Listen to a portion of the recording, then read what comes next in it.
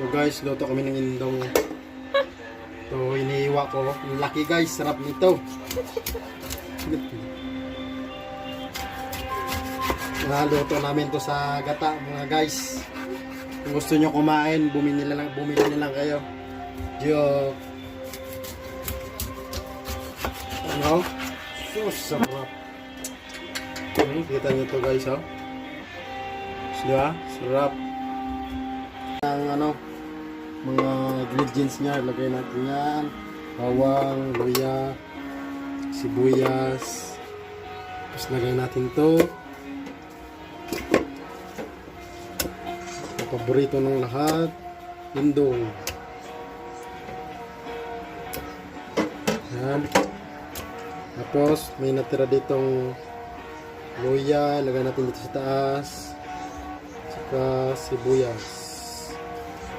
Tapos mamaya guys, ilagay natin yung gata pag nagkulo na to.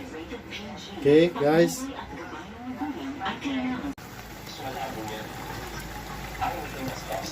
Yan na guys. Nakaluto na, may gata na to. Hindi na nabigyan yung paglagay ng gata. Lagay na natin to, ready to eat na to guys. Indong red gata.